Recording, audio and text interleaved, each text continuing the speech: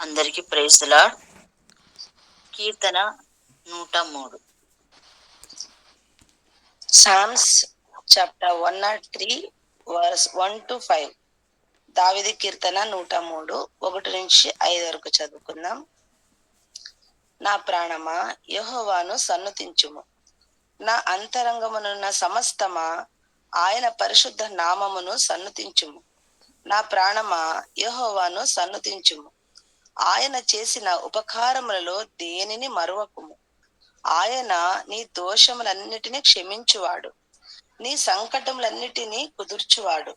సమాధిల నుండి నీ ప్రాణమును విమోచించుచున్నాడు, కరుణా కటాక్షములను నీకు కిరీటముగా ఉంచుచున్నాడు. పక్షిరాజు యవ్వనము వలె నీ యవ్వనము కృతదగుచుండునట్లు మేలుతో నీ హృదయమును తృప్తిపరచుచున్నాడు. దేవుడు తన మాట దీవించిన. Praise the lord. అందరికి ప్రైజ్ ది లార్డ్. ప్రియులారా, చూడండి, ఈ స్తుతి ఆరాధన దేవునికి స్తుతించేది ఎంతో గొప్పమైన విషయం ప్రియులారా. ఎందుకంటే మన ఈ వాక్యం చదివినప్పుడు చూడండి, నా ప్రాణమా యెహోవాని స్తుతించుము, ఆయన చేసిన ఒక్క ఉపకారం గాని నీవు మరవకుము అని దేవుని వాక్యం అంటుంది. నా అంతరంగమా సమస్తము ఆయన చేసిన ప్రతి ఒక్క ఉపకారము, ఆయన చేసిన ప్రతి ఒక్క ఉపకారాన్ని నీ మరువద్దు అని. అవును ప్రియులారా, మనమంతా ఎవరైనా మనకి కొంచెం మేలు చేస్తే వాళ్ళకి మనము కృతజ్ఞత చెప్తాము, థ్యాంక్స్ అని చెప్తాము, ఎంతో సంతోషిస్తాము. కానీ మన దేవుడు, మనం పరలోకంలో ఉన్న దేవుడు, స్తుతిలో మధ్యలో ఉన్న దేవుడు మనకి నిత్యము గాలి ఇస్తున్నాడు. ఈ రోజు మనకి సజీవ లెక్కలో పెట్టినాడు కాబట్టి, సజీవ లెక్కలో మమ్మల్ని పెట్టినాడు కాబట్టి మనము దేవుణ్ణి స్తుతించాల ప్రియులారా. మనం ఎంతగా మనము స్తుతిస్తా ఉన్నాము. మన జీవితంలో, మా కుటుంబంలో ఉన్న వాళ్ళు, మన పరిచయంలో ఉన్న వాళ్ళు, మనం ఎంతగా కృతజ్ఞతా భావంతో ఉన్నాము అని ఈ దేవుని వాక్యం చూసినప్పుడు ఎంత బాగా దేవుడు చెప్తాడు చూడండి. ఆయన నీ దోషములన్నిటినీ క్షమించేవాడు. చూడండి, మనం ఎప్పుడు స్తుతిస్తామో అప్పుడు ఆయన అంటాడు, నీ దోషములన్నిటినీ నేను క్షమించేవాడుని, సంకటములన్నిటినీ దూరం చేసేవాడిని. అవును ప్రియులారా, ఎందుకంటే మనము ప్రార్థించేటప్పుడు మన ప్రార్థన సుగంధ సువాసన వలె, ధూపము వలె స్వర్గానికి వెళుతుంది ప్రియులారా. మనం చేసే ప్రార్థన స్వర్గానికి వెళ్తుంది. అదేలాగా మనం చూస్తాము, మనము ఎప్పుడు స్తుతిస్తాము దేవుడే మా స్తుతిలో మధ్యలో వస్తాడంట. మా స్తుతి మధ్యలో వచ్చి దేవుడు నివసించే దేవుడు. ఎంత గొప్ప విషయం చూడండి. మనము చెయ్యెత్తి దేవునికి స్తుతించేటప్పుడు దేవుడు దిగి వస్తాడంట ప్రియులారా. కోటాను కోటుల దూతల మధ్యలో ఉన్న దేవుడు ఆ స్తుతిని ఇడిచి, కోటాను కోటి దూతలు స్తుతించేటప్పుడు 24 గంటలు స్తుతిలో మధ్యలో ఉన్న దేవుడు ఈ భూమిలో ఎప్పుడు మనం స్తుతిస్తామో మన మధ్యలో వచ్చే దేవుడై ఉన్నాడు ప్రియులారా. ఎంత గొప్ప విషయం చూడండి. ఆ దేవుడే వచ్చి మన మధ్యలో వచ్చే ఆ స్తుతిని మనము ఎంతగా స్తుతిస్తున్నాము అని మనము అవలోకనం చేసుకుందాం ప్రియులారా.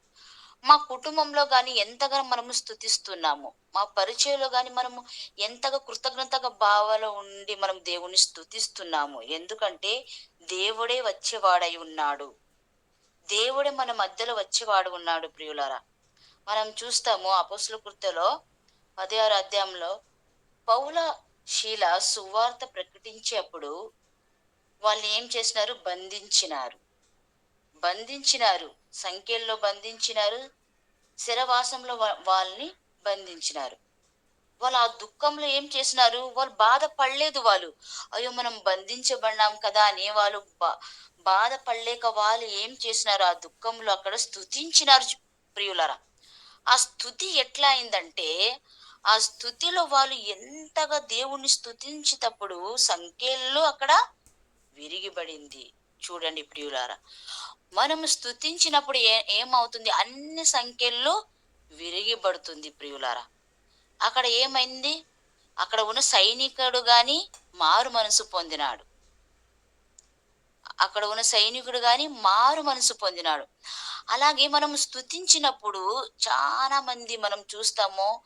మాది గాని ఆరాధన టీమ్ మాది. ఎక్కడ పోతే గాని మేము ఆరాధిస్తాము. ఆరాధించినప్పుడు మనం చూస్తాము చాలా అద్భుతాలు జరుగుతుంది ప్రియులారా. ఆరాధించేటప్పుడు మనము ఏం చేస్తాము? మమ్మల్ని మనము మరిచిపోతాము. స్థుతిలో, స్థుతిలో మమ్మల్ని మనము మరిచిపోతాము. దేవుడు చేసిన ఉపకారాన్ని మనము స్మరించేటప్పుడు ఏమవుతుందంటే, అక్కడ పెద్ద అద్భుతము జరుగుతుంది. స్తుతించినప్పుడు ఏమవుతుంది? మన హృదయంలో ఉన్న ప్రతి ఒక్క భారము, వేదనలు, శోధన అన్నీ మన నుంచి తొలగిపోతుంది ప్రియులారా. అట్లే మనం చూస్తాము స్తుతించినప్పుడు ఏమవుతుంది? మనకి ఒక సమాధానము, ఏమో ఒక భారము, ఏమో ఒక దుఃఖము మా హృదయం నుంచి ఏమవుతుంది? వెళ్ళిపోతుంది ప్రియులారా. స్తుతించేటప్పుడు ఏమవుతుంది? మనకి మన పరివర్తన అవుతుంది. మారు మనసు పొందుతాం మనము. మనము ఏమో చేసింటాం తప్పు. కానీ దేవుడా నేను స్తుతించినప్పుడు ఏమవుతుంది? సమర్పణ. దేవుడా నేను ఈ పాపం చేసేసినాను తండ్రి. మళ్ళీ నేను చేయలేక నన్ను భద్రపరచుము. ఈ బంధం నుంచి నన్ను తీసివేయము. నన్ను విడుదల చేయము ఈ పాపం నుంచి అని మనకి స్తుతించినప్పుడు ఏమవుతుంది? మా హృదయము పశ్చాత్తాప కలిగి ఉంటుంది ప్రియులారా. స్తుతించేటప్పుడు మనకి ఈ 103 ఈ కీర్తన గాని ఏముంది? దేవుడు నీ రోగాలన్నీ నేను తీసివేస్తాను అని దేవుడు వాక్యం చెప్తుంది ప్రియులారా. మనం ఏ రోగంలో ఉన్నా గాని ఆ రోగము పోతుంది అని దేవుడు వాక్యం చెప్తుంది ప్రియులారా. మన రోగం నుంచి గాని విడుదల స్తుతించేటప్పుడు మనకి దొరుకుతుంది ప్రియులారా. ఎందుకంటే ఒక ఉదాహరణ, ఒక ఆంటీ ఉనింది. ఇప్పుడు గాని ఉంది ఆ ఆంటీ, మా ఇంటి దగ్గరే ఉంది. ఆ ఆంటీకి క్యాన్సర్ గడ్డ వచ్చింది. చెస్ట్ లో క్యాన్సర్ గడ్డ ఒక బాల్ లాగా, ఒక చిన్న బాల్ లాగా ఉన్నప్పుడు అనేక పాస్టర్లు ఏం చేసినారు? ఆ డబ్బులు సహాయం చేసినారు. డాక్టర్ ఏమన్నారు? గ్యారంటీ లేదు, ఆపరేషన్ చేస్తే గాని చనిపోయవచ్చు అని. కానీ ఆమె చాలా బాధపడతా ఉంది. దేవుళ్ళు చాలా భక్తి ఆ ఆంటీకి. ఇప్పుడు గాని ఉంది ప్రియులారా. చాలా సంవత్సరం క్రితం జరిగిన విషయం ఇది. ఆమె వచ్చి ఏం చేసింది? అయ్యో నా దగ్గర డబ్బులు లేదు అన్నప్పుడు అన్ని పాస్టర్లు వచ్చి మేము సహాయం చేస్తాము అంటే, స్కానింగ్ చేసినప్పుడు వాళ్ళు ఇంత బాల్ లాగా ఉంది. ఇంకా ఒక 3 మంత్ అయినాక చేద్దాము ఆపరేషన్ ఏమేమో కండిషన్ పెట్టినారు. ఆమె వచ్చి ఒక పాస్టర్, పెద్ద పాస్టర్‌కి ఫోన్ చేసి నాకిట్లా బాధగా ఉంది. నేను దేవుడిని ఎంతగా నమ్ముకున్నాను. నేను అంతగా నమ్ముకున్నాను నేను. ఆ దేవుడు నాకెందుకు ఇట్లా చేసినారు? ఇది నాకీ ఆపరేషన్ చేసేటప్పుడు నేను చనిపోవచ్చు గాని చెప్పినారు డాక్టర్. మళ్ళీ ఆ గడ్డ మళ్ళీ తిరిగి వచ్చు అని చెప్పినారు డాక్టర్ అని బాధపడేటప్పుడు, ఆమె ఏం చేసింది? ఒకరోజు బాధపడి ఆ పాస్టర్‌కి ఫోన్ చేసినప్పుడు పాస్టర్ ఏమన్నారు? చూడు 3 గంటలకి నీవు పొద్దున లేసి, ఆకాశం నా సింహాసనం, భూమి నా పాదపీట అని దేవుడు చెప్పినాడు. కాబట్టి నీవు భూమిలో పొడువుగా పనుకొని దేవుణ్ణి ఆరాధించాల, స్తుతించాల. నీవు ఎట్లా స్తుతించాలంటే, నిన్ను నీవు సమర్పణ చేసుకొని దేవుని నీవు స్తుతించు 40 రోజులని చెప్పినారు పాస్టర్. ఆమె అట్లనే స్తుతించినప్పుడు ఆమె నిజంగా చెప్పింది ప్రియులారా. ఆమె స్తుతించినప్పుడు లీనగా ఈ దేవునిలో సంపూర్ణంగా సమర్పణ చేసుకొని స్తుతించినప్పుడు తన సుతూరు ఒక అగ్నిలాగా వచ్చేదంట. చలిగాలం అంట. అప్పుడంత చలిగాలంలో గాని ఆమె వేడి వేడి అయిపోయి నీళ్ళు అయిపోయిందంట. అట్లా ప్రేయర్ చేస్తుంది. అట్లా స్తుతిస్తా ఉంది. ఒక 40 రోజులు చేసినాక ఆ డాక్టర్ మళ్ళీ రా అని చెప్పినారు. ఆ డాక్టర్ దగ్గర పోయినప్పుడు ఆ డాక్టర్ రేపు ఆపరేషన్ చేయాలంటే మళ్ళీ పోయి ఇది టెస్ట్ చేయాలని, మళ్ళీ ఆ గడ్డ ఎక్కడ ఉంది, పొజిషన్ లో ఉందని చూడాలని తీసుకుని పోయి చూస్తే, నిజంగా ప్రియులారా ఆ గడ్డ ఒక పాయింట్ గాని అక్కడ లేదంట. మాయమైపోయింది. దేవుడు చేసిన అద్భుత కార్యం. దేవుడు వాక్యం ఎప్పుడు అబద్ధం కాదు ప్రియులారా. ఆమె ఇప్పుడు గాని ఆ గడ్డ మళ్ళీ రాలేదు, ఏం లేదు, బాగుంది ఆ ఆంటీ. ఇంకా ఏజ్ చాలా 20 సంవత్సరం కింద గడిచిన ఈ సంగతి చాలా మందికి దేవునిలో తీసుకుని వచ్చింది ప్రియులారా. ఆమె ఇప్పుడు గాని చాలా భక్తి గలది. దానికోసం మనం స్తుతించినప్పుడు మన రోగాలు నుంచి విడుదల పొందుతాం ప్రియులారా. స్తుతించినప్పుడు చూడండి, స్తుతించినప్పుడు ఒక ప్రేయర్ కూటంలో స్తుతించినప్పుడు, మన ఇంటిలో స్తుతించినప్పుడు ఏమవుతుంది? దురాత్మ తొలగిపోతుంది ప్రియులారా. దురాత్మ తొలగిపోతుంది. అక్కడ అశుద్ధాత్మ ఉండదు. మన ఇంట్లో గాని మనం ఎంత స్తుతిస్తామో, ఆ స్తుతి అనేది మా ఇంట్లో ఒక కోటలాగా నిలబడుతుందంట. మన ఇంట్లో.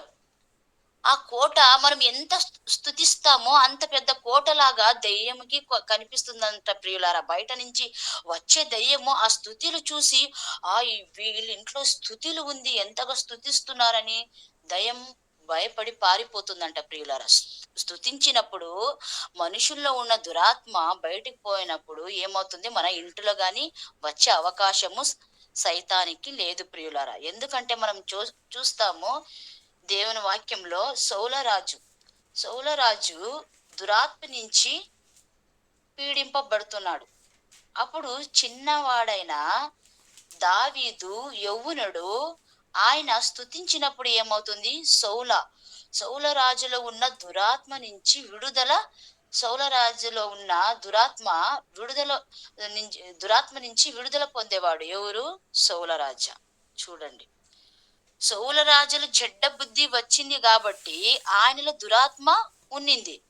ఆ దురాత్మ ఎవరికి భయపడతా ఉంది? దావీదు చేసే స్తుతికి భయపడతా ఉంది. చూడండి ప్రియులారా, ఆ చిన్నవాడు చేసే ఆ స్తుతి నుంచి ఆ దురాత్మ నుంచి ఆయన విడుదల పొందుతున్నాడు. అలాగే మన పిల్లలకు గాని మనము దేవుని స్తుతించేది నేర్పించాల ప్రియులారా.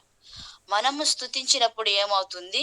మన పిల్లలు గాని స్తుతిస్తారు ప్రియులారా. మన పిల్లలు గాని దేవుణ్ణి ఆరాధిస్తారు ప్రియులారా. దానికోసం మనము ఎప్పుడు మన ఇంట్లో గాని మన పరిచయంలో గాని దేవుణ్ణి ఆరాధించాల ప్రియులారా. మనము దేవుని స్తుతించాల ప్రియులారా. దేవుణ్ణి మనము ఎప్పుడు మనం థ్యాంక్స్ గివింగ్ చెప్తానే ఉండాల. ఎందుకంటే దేవుడు మన కుటుంబంలో అనేక అద్భుతం చేసే దేవుడై ఉన్నాడు. ఇంతవరకు దేవుడు అద్భుతం చేస్తూనే ఉన్నాడు. ఎంత అద్భుతం అంటే, మనకి తెలియలేక దేవుడు మమ్మల్ని ఎంత కాపాడతాడంటే, మనం ప్రయాణం చేసేటప్పుడు దేవుడు కాపాడే దేవుడు. ఇప్పుడు మనము నిద్రపోయి మనము లేచి వరకు మమ్మల్ని కాపాడే దేవుడు. ఎంత గొప్ప దేవుడు! ఎవరు మమ్మల్ని చెయ్యి ఇడిస్తే గాని ఆయన చెయ్యి విడవడు.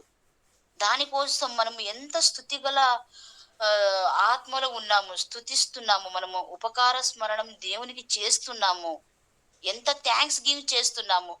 మనం చూస్తాము, కొంచెం మనకి దుఃఖం అవుతే, కొంచెం బాధం అవుతే మనం ఏం చేస్తాము? దేవుడి దగ్గర అలుగుతాము. అలాగ నేను గాని 2 రోజులు మన్నా అంతా దేవుడి దగ్గర చాలా అలిగినాను. దేవుడా, ఎందుకు ఇట్లా అయింది? ఎందుకు నువ్వు ఇట్లా చేసినావు దేవుడా అని స్తుతించేదే ఆపేసినాను. ఎందుకంటే నేను ఎప్పుడు దేవుణ్ణి స్తుతిస్తూనే ఉంటాను. ఆటోలో పోయినప్పుడు, నడుచుకొని పోయేటప్పుడు స్తుతించుకొనే పోతా ఉంటాను. నేను ఆకాశాన్ని చూస్తూనే ఉంటాను, దేవుని చూస్తూనే ఉంటాను, దేవుని దగ్గర మాట్లాడుతూ ఉంటాను. 2 రోజులు అయింది నేను మాట్లాడలేదు. కానీ నిన్న చర్చిలో పోయినప్పుడు నాకు బాధ కలిగింది. అవును కదా, ఈ పొద్దు దేవుడు ఎంత గొప్ప కార్యం చేస్తున్నాడు మన మధ్యలో. ఎందుకంటే మమ్మల్ని సజీవ లెక్కలో పెట్టింది గొప్ప విషయము. ఆ గొప్ప విషయంని మరిచి మనము మన లైఫ్ లో కొంచెం ఏమైనా బాధ అవుతే ఏమి కొంచెం బాధపడతాం. దేవుడు నాకు ఇట్లా చేసేసినాడు, ఎందుకు దేవుడు నన్ను ఇట్లా బాధ పెడుతున్నాడు అని దేవుడి దగ్గర మనము క్వశ్చన్ మార్క్ గా ఉంటాము. కానీ దేవుడు చేసిన చిన్న బాధ కన్నా మమ్మల్ని సజీవ లెక్కలో పెట్టినదే పెద్ద విషయము ప్రియులారా. ఎంతో మంది యాక్సిడెంట్ అయి చనిపోతున్నారు, ఎంతో మంది ఎంతో బాధల్లో ఉన్నారు, ఎంతో హింసకర జీవితంలో ఉన్నాం. మనం చూస్తాం మణిపూర్ లో అక్కడంతా అందరూ యుద్ధములో, ఎంత వైనాడులో చూసినాము. వాళ్ళంతా వాన వచ్చి ఎంత బాధలో ఉన్నప్పుడు మనకి వచ్చే కొంచెం బాధలో మనము చాలా బాధపడి దేవుణ్ణి మర్చిపోయే అవకాశం ఉంది. కానీ మనము ఆ బాధలను గాని స్తుతించాల ప్రియులారా, ఆ నొప్పిలో గాని స్తుతించాల ప్రియులారా, మన రోగంలో గాని స్తుతించాల ప్రియులారా. అప్పుడు దేవునికి మనం ఇష్టమైన యజ్ఞ బలి అవుతాం ప్రియులారా. ఎందుకంటే దేవునికి మనం స్తుతించేది ఎంత ఇష్టము. చిన్న పిల్లలు చూడండి, వాళ్ళు ఏమైనా చేస్తే థ్యాంక్ యూ అని మనం చెప్తే చిన్న పిల్లలు గాని సంతోషమైపోతారు థ్యాంక్ యూ అని. దేవుడు మనకి ఎంతో గొప్ప కార్యాల్ని చేస్తా ఉన్నాడు, చేయబోతున్నాడు. కాబట్టి ప్రియులారా, మనం అంత కృతజ్ఞత భావంతో, దేవుడా నీవు చేసే ప్రతి ఒక్క విషయానికి నేను కృతజ్ఞత భావంతో ఉన్నానప్పా. నా బాధలో నేను కుంగిలిపోక దేవుడా, నా బాధలో మునిగిపోక దేవుడా, నా బాధలో నేను నిన్ను మర్చిపోవక దేవుడా, నేను నిన్ను స్తుతిగల ఆత్మతో ఉన్నట్లు నన్ను ఆశీర్వదించుము దేవుడా. నా ప్రాణము నిన్ను స్తుతించాలప్ప. ఎందుకంటే దేవుడు అంటాడు, యవ్వన రాజు వలె ఆ పక్షి, చూడండి ఆ పక్షి, ఆ గరుడ పక్షి ఏమవుతుంది, కన్నడలో గరుడ పక్షి అంటారు. ఆ పక్షి ఏమవుతుందంట, ఎప్పుడు పెద్దగా పైన ఆకాశం పైన అది ఆరాడి పోయినప్పుడు ఏమవుతుంది, తనకి వయసు అయినప్పుడు అది పైకి పోలేకపోతుంది. అప్పుడు ఏమవుతుందంట, కొండపైన పోయి ఆ పక్షి ఏం చేస్తుంది, రాజు పక్షి ఏం చేస్తుంది, తన రెక్కల్ని ఒకటొకటే పీక్కుంటుందంట. ఆ రెక్కలనంతా పీకినప్పుడు ఏమవుతుందంట, కొన్ని రోజులైనాక కొండ మీదనే ఉంటుందంట. మళ్ళీ ఆ రెక్కలు వస్తుందంట. చూడండి ప్రియులారా, మొదటి అప్పుడు అది ఎంత పైకా ఉన్నింది, దానికన పైన, దానికన పైకి ఎక్కే ఒక శక్తి దానిలో, ఒక ఉజ్జీవం దానిలో, మొదటి కన్నా తనలో బలము. చూడండి, ఏజ్ అయిపోయింది కానీ తనలో ఉన్న చెడ్డదాన్ని పీకేసింది, పాతదాన్ని పీకేసింది. మనము గాని మన స్తుతించేటప్పుడు మన చెడ్డది, మనలో ఉన్న ప్రతి ఒక్క పాపం అన్ని అంత మన పీకుతా ఉంటే ఏమవుతుంది, మనకి ఒక శక్తి వస్తుంది ప్రియులారా, ఒక బలం వస్తుంది. మనము గాని మొదటి కన్నా ఇంకా మనము ఆశీర్వాదం పొందుతాం ప్రియులారా. ఎప్పుడు మా పాత పాపముని, పాత అలవాటుని మనము పోగొట్టుకుంటామో అట్లా దేవుడు ఏమంటాడు, పక్షిరాజు వల్ల నిన్ని చేసే దేవుడు ఎప్పుడో మనము స్తుతించినప్పుడు ప్రియులారా. దానికోసం మన జీవితంలో మనం ఎప్పుడు స్తుతించే ప్రజలాగా, స్తుతించే ప్రియులాగా దేవునికి ఉందాము ప్రియులారా. సిస్టర్, యెషయా 38:18 చదవండి.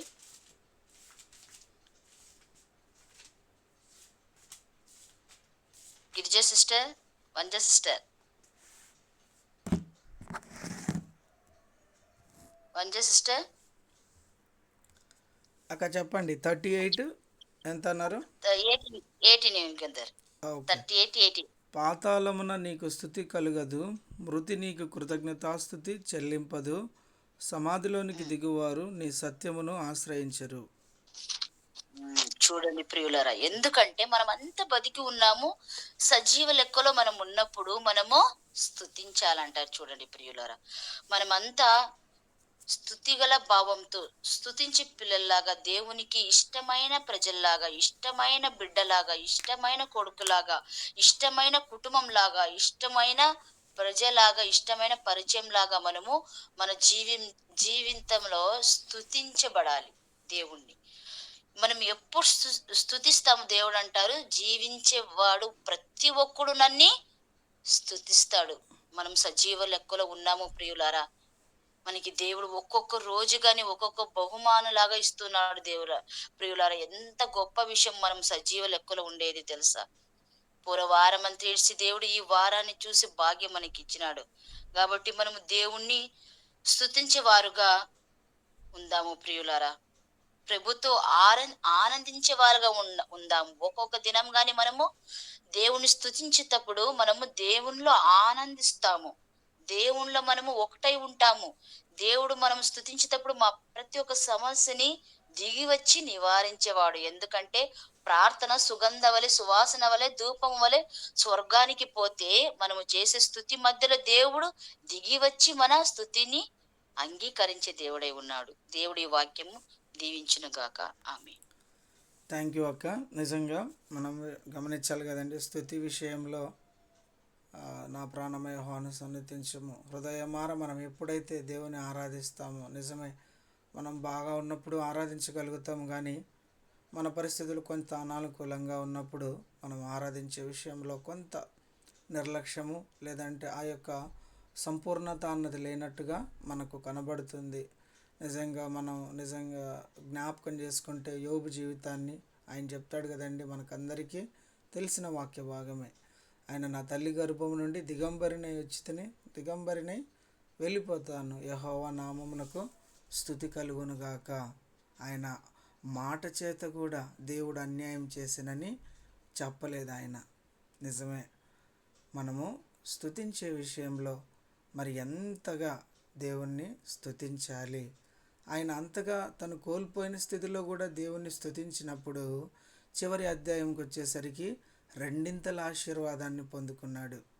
నిజంగా పక్షిరాజు యవ్వనము తన పూర్వపు స్థితిని పొందుకుంది. మేలుతో నీ హృదయమును నింపుతున్నానని కదా దేవుడిచ్చినటువంటి ఆయుష్ మనకిచ్చినప్పుడు మనము హృదయమార స్తుతించడంలో ఉన్నటువంటి గొప్ప భాగ్యం ఏంటంటే మన యొక్క ప్రతి మనం చూస్తాం కదా, నీ హృదయము మేలుతో అంటే నువ్వు చెప్పినా చెప్పకపోయినా అక్క చెప్తూ ఏ పరిస్థితిలోనైనా నేను ఎక్కడ చూస్తానంటుంది, ఆకాశం వైపు చూసి నేను ఆయనకు స్తుతిస్తాను అని. ఆ స్థాయికి మనం రాగలిగితే మన చుట్టుపక్కల ఉన్నటువంటి పరిస్థితుల వైపు కాకుండా పరలోకంలో ఉన్న దేవుని వైపు మనం చూడగలిగి ప్రతి విషయంలో ఆయన స్తుతించి ఆరాధించినప్పుడు మన యొక్క జీవన విధానము నూతనపరచబడుతుంది. పాత స్థితిలో నుంచి మనము నూతనమైనటువంటి విధానంలో దేవుణ్ణి స్తుతించేవారిగా మనము సిద్ధపడగలుగుతాం. అటువంటి కృప చేరువచ్చిన ప్రతి ఒక్కరికి దేవుడు అనుగ్రహించునుగాక. దయచేసి ప్రతి ఒక్కరూ ప్రార్థించండి. Praise the lord.